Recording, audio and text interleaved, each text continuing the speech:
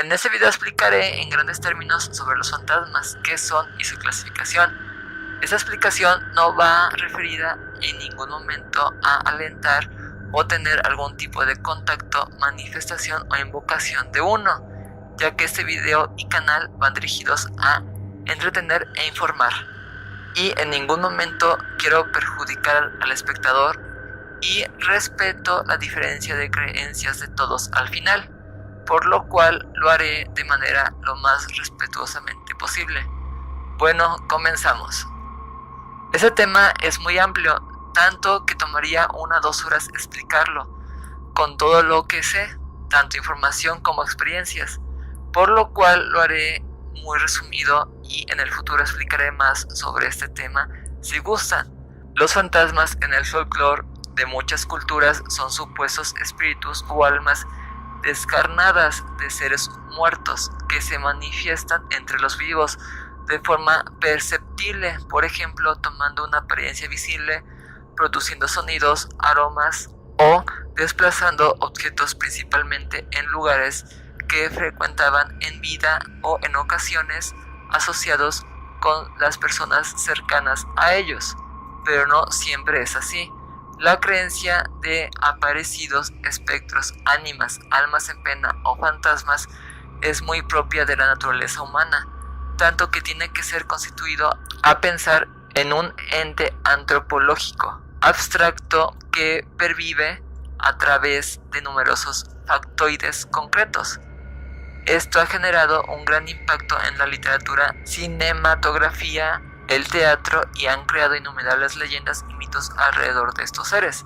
La ciencia considera creer que en los fantasmas es un tipo de superstición muy asentado en la psicología del ser humano, porque se alimenta de la necesidad de la vida eterna, como la religión, y suprima una muerte inaceptable y aborrecible por medio del acto de creer que la conciencia pervive más allá del fin de la misma vida. Más del 32% de la población mundial cree en fantasmas, y esta creencia va muy ligada a la religión, sea cual sea.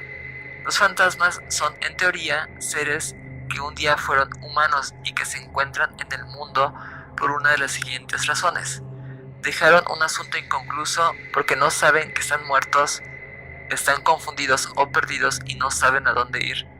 Se aferran a algo muy apreciado de cuando estuvieron vivos, generalmente personas, o por el contrario al dolor que sufrieron mucho en vida, o bien fueron víctimas de una injusticia y tienen mucho odio en su interior. También porque obraron mal y su alma no puede descansar y se encuentran atorados en este plano de existencia por culpa o también por autotortura. Personas que cometieron suicidio o bien su alma fue manipulada o controlada por un ente oscuro. Existen otras razones, pero estas son las principales.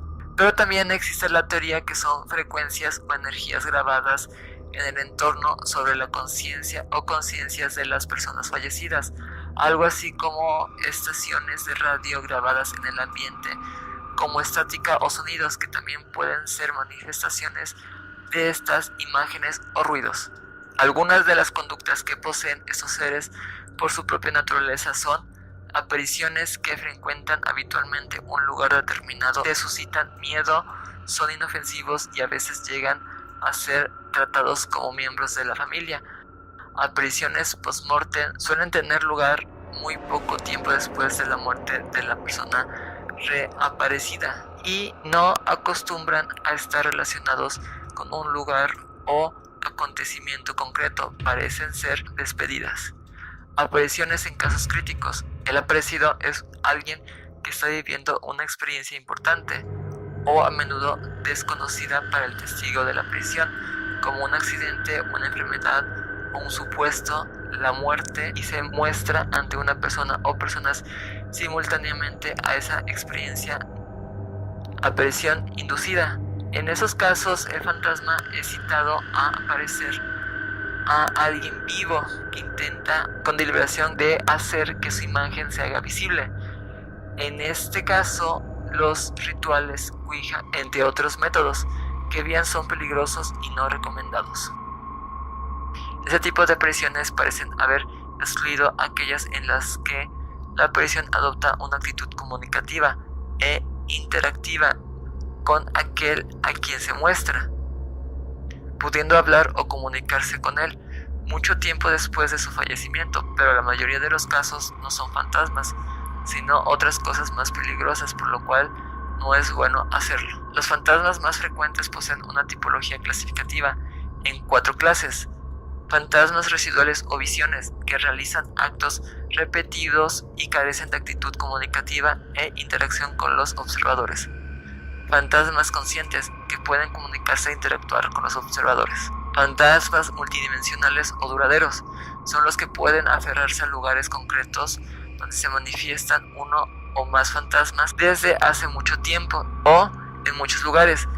Un ejemplo sería La Llorona, que es muy famosa en toda América Central y Sur. Aquí también entran los fantasmas de casas embrujadas y todo eso. Por último se encuentran los poltergeist, fenómenos de duración más reducidas ligados a personas, por lo general adolescentes y jóvenes, aunque no es siempre así, en la que se mueven objetos solos, se escuchan golpes repetitivos o ruidos y se encienden o apagan luces. Pueden llegar a lastimar a las personas también, pero esos se confunden muy a menudo con espíritus oscuros, por lo cual no se sabe muy bien al respecto. Hay distintos factores mediante los cuales los fantasmas pueden o no llegar a manifestarse, dado el caso, como algunas de las siguientes: humedad, lluvia o neblina, magnetismo, electromagnetismo, luz, oscuridad, cargas estáticas, sonidos o ruidos similares a tonadas o música, entre otros. La curiosidad de todo esto es que el ojo humano es formado por un humor vítreo, el cual es un líquido y como tal puede ser susceptible a las ondas de infrasonido. También se dice que se puede llegar a ver a través de la glándula pituitaria de una persona, siempre y cuando ésta se encuentre bien desarrollada. Las creencias dicen que el alma sobrevive a la muerte del cuerpo material y asciende a un nivel superior de existencia. Sin embargo, algunas almas se desvían de ese camino. No parece tener una autoconciencia completa de su ser hasta cierto punto, por lo que un fantasma se constituye con algunas de las actitudes no resueltas de un humano mientras vivía, encarnado en su cuerpo físico, ya antes explicadas, pero estas pueden ser como carencias, obsesiones, sentimientos de culpa, apegos, miedos o desesperación irresistibles. Por no cuidar esas actitudes, según el espiritismo, uno se puede transformar en un posible candidato a fantasma el día de mañana. Bueno, eso es todo por hoy, espero que les haya gustado y nos vemos para la próxima. Adiós. Ya es hora de irme, pero antes suscríbanse, denle like y comenten. Nos seguimos viendo. ¡Hasta otra!